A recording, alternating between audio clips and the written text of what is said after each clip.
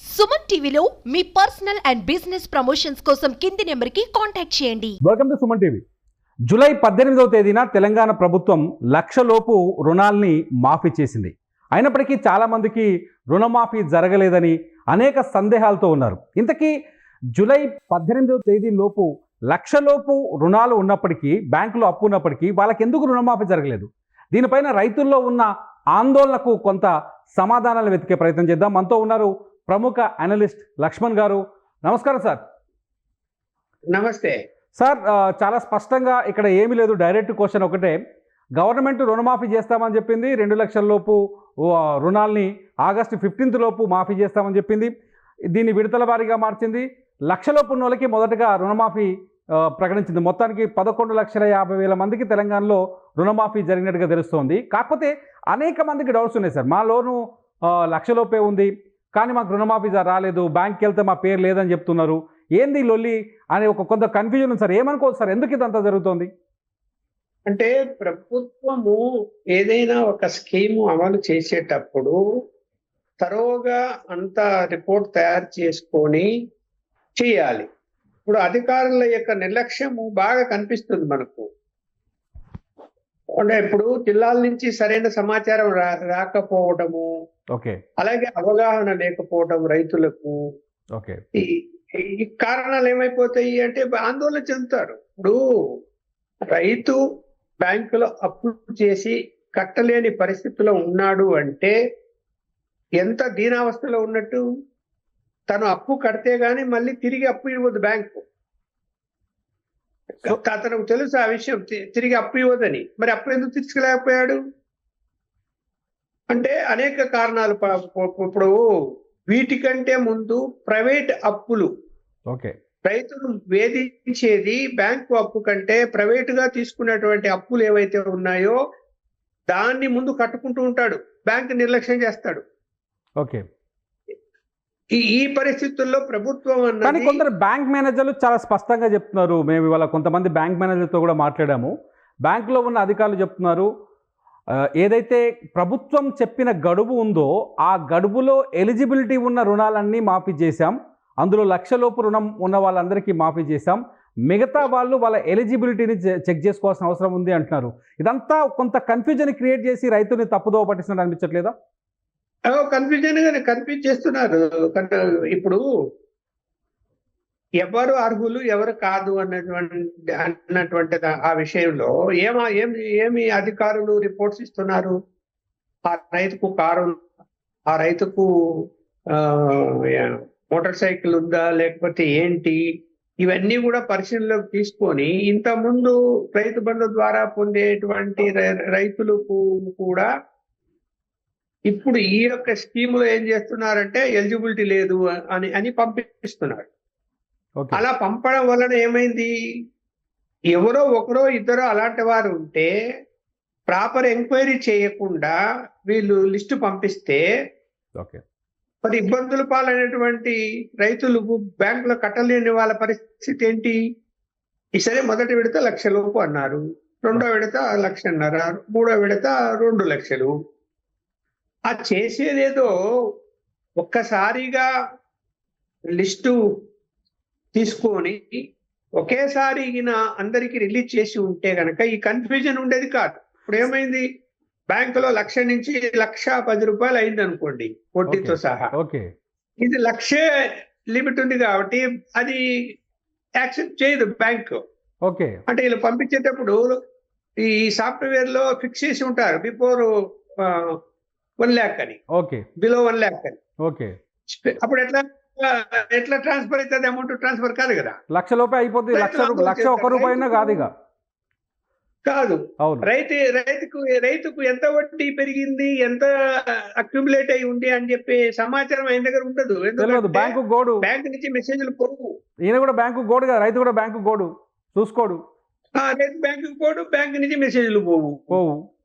కానీ ఆ సిస్టమ్ పెట్టి ఉండాలా. ఇప్పుడు గవర్నమెంట్ ఇది ప్రభుత్వ వైఫల్యమే, బ్యాంకులది కాదు. బ్యాంకులకి క్లియర్ గా ఇన్స్ట్రక్షన్స్ ఇవ్వాలి. మీరు వడ్డీతో సహా లెక్క వేసి ఎవరైతే రుణం తీసుకున్నారో ఆ రుణదాతకు మీరు మెసేజ్లు పెట్టండి అంటే వాళ్ళు పెడతారు. బాబు నీ అప్పు ఇంత, నీ వడ్డీ ఇంత, టోటల్ గా ఇంత ఉంది డ్యూ అని చెప్పి మెసేజ్లు పంపిస్తారు కదా. వీళ్ళు అడగలేదు బ్యాంకుల్ని. కానీ కానీ కొంతమందికి మెసేజ్లు కూడా వచ్చినాయి. కొంతమందికి ఏమో 21,000 మాఫీ అయింది, 33,000 మాఫీ అయింది, 15,000 మాఫీ అయింది. ఆదిలాబాద్ జిల్లాలో ఒక రైతుకైతే 1,940 రూపాయలు మాఫీ అయిందని చెప్పేసి ఒక మెసేజ్ వచ్చింది. దీన్ని ఎట్లా చూడాలి మనం? అంటే అక్కడ బ్యాంక్ నుంచి సమాచారం సేకరించే విధానంలో ఏదో మిస్టేక్ జరిగింది. ఓకే. ఇప్పుడు సమాచారం సేకరించడం వేరు, డబ్బు ట్రాన్స్ఫర్ చేసిన తర్వాత మెసేజ్ పోవడం వేరు. డబ్బు ట్రాన్స్ఫర్ అయితే ఏమైంది, అకౌంట్ లో డబ్బు పడితే మెసేజ్ పోతుంది ఆటోమేటిక్ గా. ఓకే. ఇప్పుడు డిపాజిట్ అయితే వెంటనే మెసేజ్ పోతుంది ఆ రైతుకు. ఓకే. కానీ వడ్డీతో సహా ఎంత ఉంది అన్నది మెసేజ్ ఎక్కడ పోయింది? పోలే కదా. ఓకే. మీరు కనుక్కోండి, బ్యాంక్ మేనేజర్ పోలేదు, మెసేజ్ పెట్టలేదు వాళ్ళు, బ్యాంకుల వాళ్ళు. లేదు, ఆ సిస్టమ్ జనరేట్ చేయలేదు. అది పోతే రైతుకు అవగాహన వస్తుంది. ఎస్, నాకు 1,00,000 రూపాయలు దాటి 10 రూపాయలు ఎక్కువైంది, ఈ మొదటి విడత నాకు రాదు, రెండో విడత కోసం వెయిట్ చేద్దామా అనుకుంటాడు. లేకపోతే అతను ఏమైంది, నా అప్పు 90,000 కదా ఉండింది, వడ్డీ ఏంటి మహా 5-6,000 ఏంటది, మరి నాకెందుకు రాలేదు అని ఆందోళన చెందుతాడు. బ్యాంకింగ్ పోతాడు, బ్యాంకులో కూడా వాళ్ళు ఏంటి సరైన సమాధానాలు చెప్పరు. సార్, ఇక్కడ ఇంకొక పాయింట్ రైతుల నుంచి స్పష్టంగా తెరపైకి వస్తుంది. ఎప్పుడైతే రుణమాఫీకి రేషన్ కార్డుకు లింకు పెట్టిరో అప్పటి నుంచి ప్రాబ్లమ్స్ అని స్టార్ట్ అయినాయి. రేషన్ కార్డు తీసుకున్న తర్వాత రేషన్ కార్డు ఉన్న వాళ్ళకి రుణమాఫీ చేస్తామని మంత్రులు చాలాసార్లు క్లారిటీ ఇవ్వడానికి కూడా ట్రై చేశారు. ముఖ్యమంత్రి కూడా చెప్పారు రేషన్ కార్డుతో సంబంధం లేదు. అయినప్పటికీ రేషన్ కార్డు అంశమే తమకి రుణమాఫీ జరగకుండా అడ్డుకున్నది అనేది ఒక ఆరోపణ. దీనిపైన మీరు ఏం చెప్పగలరా? కరెక్ట్. ఇప్పుడు వీళ్ళు రేషన్ కార్డుతో సంబంధం లేదని మాట్లాడినా కూడా గ్రౌండ్ లెవెల్లో ఏవైతే రిపోర్ట్లు పంపించింటారో విలేజ్ ఆఫీసర్ కానీ, లేకపోతే ఎంఆర్ఓ నుంచి కార్యాలయం నుంచి కానీ, అగ్రికల్చర్ డిపార్ట్మెంట్ నుంచి కానీ, ఏవైతే బ్యాంకుల నుంచి కానీ సమాచారం పోయినప్పుడు నీకు అది మన రేషన్ కార్డు ఉంది అనేటువంటిది మెన్షన్ చేస్తారు కదా. అవును. చేయకుండా ఎలా ఉంటారు? ఓకే. చేసినప్పుడు ఏమైపోతుంది, ఖచ్చితంగా దాన్ని పరిగణలోకి తీసుకుంటారు. మాటలు చెప్తున్నారు కానీ యాక్షన్ లో కనపడడం లేదు. అది ఖచ్చితంగా కొంతమంది రైతులు నష్టపోయినారు, నో డౌట్. ఓకే. ఇప్పుడు సన్నకారు మధ్యతరగతి రైతులకు బెనిఫిట్ చేయాలని ఈ స్కీము ఉన్నత వర్గాలకు కాదు. అంటే ఎక్కువ డబ్బులున్న రైతులకు కాదు. అవును. కానీ ఇప్పటికైనా నెక్స్ట్ విడతలో లోపలనే అలాంటిది ఏదైనా పొరపాటు జరిగి సమాచారం సరిగా లేక నష్టపోయిన రైతులకు రుణమాఫీని బిలో 1 lakh అయినా కూడా చేయాలా. సార్, ఇప్పుడు గడువు పెట్టాము, ఆ గడువు లోపలనే మేము రుణమాఫీ అయిపోయింది. 1,00,000 రూపాయలు ఉన్న చోటనే ఇన్ని సమస్యలు తలెత్తుతున్నాయి. రేపు 1,50,000 వరకు రుణమాఫీ చేయాల్సింది. ఆగస్టు 15 లోపు 2 లక్షల వరకు రుణమాఫీ చేయాల్సింది. ఈ టెక్నికల్ ఇష్యూస్ని సాల్వ్ చేయకుండా పోతే ప్రభుత్వం బదనామయ్యే అవకాశం లేదా? ఖచ్చితంగా బదనాం అవుతుంది. తిడతారు రైతులు, ఊరుకుంటారా? ఇప్పుడు బీఆర్ఎస్ ప్రభుత్వాన్ని వ్యతిరేకించే కదా కాంగ్రెస్ పార్టీకి ఓట్లేశారు.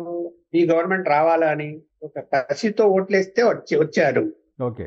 వచ్చినప్పుడు వీళ్ళు మాట నిలుపుకోకపోతే ఇప్పటికే ఆలస్యమైంది. సరే, ఆర్థిక పరిస్థితి బాగలేదు, మేము 3 విడతలుగా చేస్తున్నామన్నారు, రైతులు అంగీకరిస్తారు, కరెక్టే కదా, ఇవని. కానీ ఇందులో కూడా లోపాలు జరిగి అధికారుల నిర్లక్ష్యం వలన బెనిఫిట్ అందకపోతే రైతులు తీవ్రంగా విమర్శిస్తారు కదా. ఇప్పుడు రేపు లోకల్ బాడీ ఎలక్షన్లు వస్తే వాళ్ళ చూపిస్తారు వాళ్ళ తడాక ఏందో, ఓటర్స్ వదులుతారా? ఓకే. సో ప్రభుత్వం దగ్గర తక్షణం ఉన్న అవకాశాలేంటి ఈ సమస్యల్ని పరిష్కరించడానికి? ఎలా చేస్తే ఇది ఈజీ అవుతుంది అనుకుంటున్నారు? తక్షణం ఏం లేదు, ర్యాండమ్ గా బ్యాంకుల నుంచి ఇమ్మీడియట్ గా రైతుకు మెసేజ్లు పెట్టాలి, గవర్నమెంట్ కూడా ఆ మెసేజ్లు పంపించాలి అని చెప్పి బ్యాంకులకు ఇన్స్ట్రక్షన్స్ ఇవ్వగలిగితే ఖచ్చితంగా ఎవరికైతే ఇంకా రుణమాఫీ జరగలేదో, అది 1,00,000 లోపల ఉండొచ్చు, 1,00,000 తర్వాత ఉండొచ్చు, సమాచారం అయితే వస్తుంది కదా బ్యాంకు నుంచి. అది తెప్పించుకొని సరిదిద్దాలి. సరిదిద్ది వాళ్ళకు కూడా 1 lakh బిలో ఉన్న రైతులకు కూడా మాఫీ చేయాలి. సార్ ఇక్కడ బీఆర్ఎస్ ప్రధానంగా ఒక ఆరోపణ చేస్తుంది మొదటి నుంచి, రేవంత్ రెడ్డి సర్కార్ ప్రధానమంత్రి కిసాన్ యోజన ఏదైతే ఉందో దాని ప్రకారం ఎకరానికి 2,000 వేస్తూ వస్తుంది. అది 33 లక్షల మందికి అందుతుంది తెలంగాణ రాష్ట్రంలో. వీళ్ళు అదే రూల్స్ని, అంటే ఏదైతే ప్రధానమంత్రి కిసాన్ కార్డు సహాయం ఏదైతే ఉందో అవే రూల్స్ని వీళ్ళు అడ్డం పెట్టుకోవడం వల్లనే అనేక మంది రైతులు రుణమాఫీ పరిధి నుంచి బయటకు వచ్చి వెళ్ళిపోయారు. దాంతో చాలామంది రుణమాఫీ జరగలేదు అని చెప్తున్నారు. ఇందులో వాస్తవం ఉందనుకోవచ్చా సార్? ఇప్పుడు వాళ్ళు పారామీటర్ తీసుకున్నప్పుడు ఏం చేస్తుంది ఈ ప్రభుత్వము? మీరు అన్నట్టు కేంద్ర ప్రభుత్వం ఏదైతే అమలు చేస్తున్నదో 30 లక్షల యొక్క డాటా తీసుకున్నారు వాళ్ళు. 33 లక్షలు. ఆ డాటా తీసుకొని దాన్ని బేస్ చేసుకున్నారు కొంతవరకు. అయితే దాదాపు 50 లక్షల మంది వరకు ఎలిజిబిలిటీ ఉన్న వాళ్ళు ఉన్నారు. ఓకే. 31,000 కోట్లు కావాలనేటువంటి ఒక అంచనాకు వచ్చారు కదా. వచ్చారు. ఇప్పుడు మొన్న అంతా 7,000 కోట్ల రూపాయల వరకే మాఫీ అయింది. ఇంకా 31,000 ఇంకా 24,000 కోట్లు కావాలి ఇంకా. ఓకే. ఇప్పుడు కేంద్ర ప్రభుత్వము వాళ్ళ యొక్క నెట్వర్క్ ద్వారా పేద రైతు ఎవరు అనే దాని మీద 2 ఎకరాలు 3 ఎకరాలు అలాగే రేషన్ కార్డు ఇవన్నీ వెరిఫై చేసుకొని వాళ్ళు ఒక డాటా ద్వారా వాళ్ళు ఇవ్వవలసింది వాళ్ళు ఇచ్చారు. ఓకే.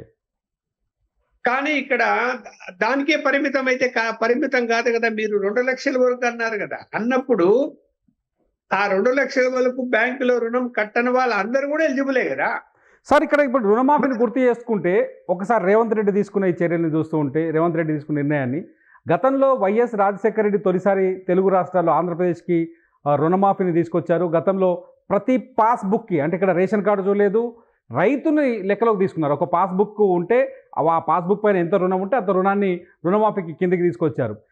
ఈసారి రేవంత్ రెడ్డి ఏమో 2 లక్షల వరకు రుణమాఫీ చేస్తామని చెప్పారు, కానీ రైతులని కుటుంబంగా పరిగణిస్తున్నారు. ఇక్కడ ఎట్లా అంటే రేషన్ కార్డులో భార్య పేరు మీద, భర్త పేరు మీద, లేకపోతే తల్లి పేరు మీద, కొడుకు పేరు మీద, తండ్రి పేరు మీద, కొడుకు పేరు మీద భూమి ఉంటే ఆ మొత్తం రుణం 2 లక్షల లోపు అయితేనే రుణమాఫీలోకి తీసుకొస్తారు. దాన్ని ఒక యూనిట్ కింద లేకపోతే సింగిల్ రుణం కింద చూస్తున్నారు.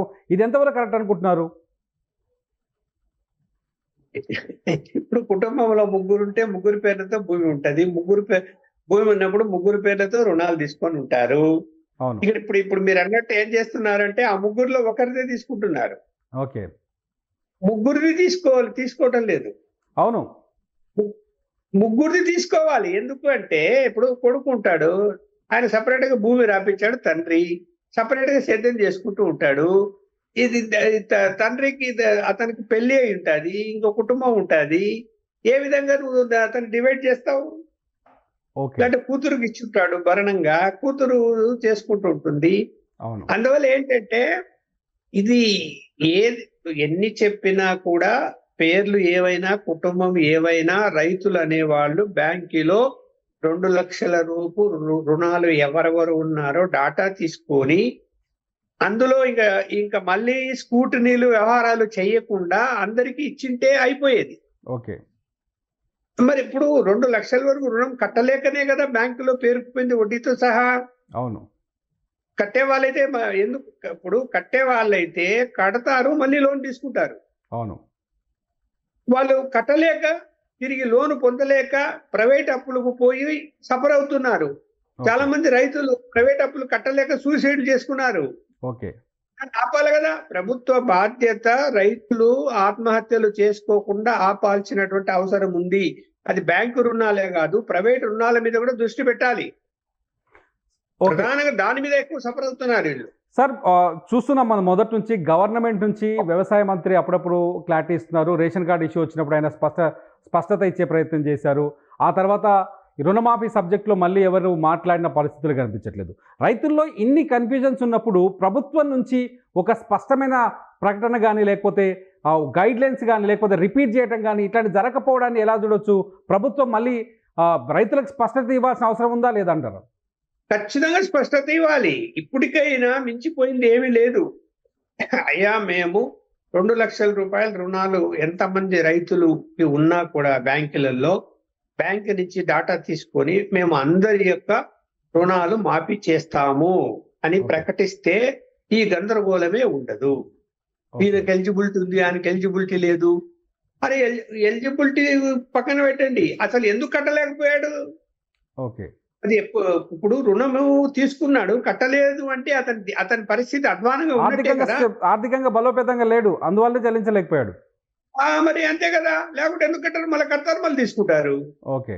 కానీ కట్టలేకపోయాడు అంటే గనక అతను ఎంత సఫర్ అయి ఉంటాడు. అతను కట్టలేని పరిస్థితిలోనే ఉన్నప్పుడు అతనికే కదా సహాయం చేయాలా, కట్టే వాళ్ళకి కాదు కదా. ఓకే. బ్యాంక్ డాటా అంతా వస్తుంది. ఇప్పుడు 2 సంవత్సరాలు 3 సంవత్సరాల డాటా తీసుకుంటే అతను ఎప్పుడు రుణం తీసుకున్నాడు, ఎంత వడ్డీ అయింది అనేది అందులో వస్తుంది కదా. స్టేట్మెంట్ 1 నిమిషంలో పంపిస్తారు బ్యాంక్ వాళ్ళు. ఓకే. మరి అది అంటే ఆ మానిటరింగ్ సిస్టమ్ సరిగా లేదు. ఇప్పుడు నేను గమనించింది ఏమిటంటే ఈ ప్రభుత్వం వచ్చిన తర్వాత ప్రభుత్వ పరిపాలన చాలా బలహీనపడింది. ఓకే. ఎక్కడ ఫాస్ట్ గా గవర్నమెంట్ రన్ కావటం లేదు, చాలా స్లోగా ఉంది. ఓకే. నిర్లిప్తంగా ఉన్నారు అధికారులు, సిబ్బంది. మనకేమి లేని ఈ అంశంలో కాదు, ఏ అంశంలో పరిశీలించినా కూడా కామ్గా కూల్గా ఉన్నారు. సార్, లాస్ట్గా నేను క్వశ్చన్ అడగాలనుకుంటున్నాను మిమ్మల్ని. 2000 ఇప్పుడు రేవంత్ రెడ్డి చేస్తున్న ఈ రుణమాఫీకి, గతంలో వైఎస్ రాజశేఖర రెడ్డి చేసిన రుణమాఫీకి ఉన్న తేడాలేంటో చెప్పగలరా ఒకసారి? ఇప్పుడు వైఎస్ రాజశేఖర రెడ్డి అట్లా కాదు, నిర్ణయం తీసుకుంటే నిమిషాల మీద ఇంప్లిమెంటేషన్ కావాలంటాడు ఆయన. ఓకే. నిర్ణయం తీసుకున్న తర్వాత ఏమాత్రం దాన్ని ఎట్లా మానిటర్ చేస్తాడంటే అంత తీవ్రంగా మానిటర్ చేస్తాడు, ఇన్స్ట్రక్షన్స్ ఇస్తాడు. ఓకే. ఇప్పుడు ఈ ముఖ్యమంత్రి గారు మరి ఇంత గందరగోళం జరుగుతుంటే ఏమి ఇన్స్ట్రక్షన్స్ ఇచ్చాడు, ఏమి నిర్ణయం తీసుకున్నాడు? అదేమంటే ఢిల్లీకి పోతాడు, అదేమంటే పారిశ్రామికవేత్తలతో మీటింగ్లు పెట్టుకుంటాడు. మరి ఎవరెవరు కలుస్తున్నారు, ఎక్కడ పోతున్నారు, మరి ఇది సెక్రటరీకి అసలు రావడమే లేదు. ఈయన కూడా కేసీఆర్ విమర్శించాడు, సెక్రటరీ రాడని. ఈయన వస్తున్నాడు, ఈయన రావడలేదు. ఓకే. ఏదో వాస్తంట, ఏదో రిపేర్లంట, ఏంటి ఎక్కడ పరిపాలన? అందుకనే అన్నా కదా ఇందాక, పరిపాలన అన్నది స్లో అయిపోయింది, ఫాస్ట్ గా లేదు. ఎప్పుడైతే ముఖ్యమంత్రి ఫాస్ట్ గా ఉంటాడో అడ్మినిస్ట్రేషన్ కూడా ఫాస్ట్ గా నడుస్తుంది. ముఖ్యమంత్రి స్లో అయితే అడ్మినిస్ట్రేషన్ ఇంకా స్లో అయిపోతుంది. మనకెందుకు లేదు చెప్పండి సార్. అదే మనకెందుకు లేని నిర్లిప్తంగా ఉంటారు. Right sir. సుధాం, మొత్తానికి తెలంగాణలో రుణమాఫీ పైన మాత్రం ప్రశ్నలుగానే మిగిలిపోయి ఉన్నాయి. ప్రభుత్వం నుంచి అనేకమైన సమాధానాల కోసం రైతులు ఎదురు చూస్తున్నారు. అనేక మంది రైతులు తమకు రుణమాఫీ ఎందుకు రాలేదు అనే ఆందోళనలో ఉన్నారు. ఈ ఆందోళనను తీర్చాల్సిన బాధ్యత ప్రభుత్వం పైన ఉందని చెప్తున్నారు Uppala Laxman garu. Thank you sir, thank you so much మీ సమయాన్ని మాకు కేటాయించినందుకు. Thank you sir. ఓకే.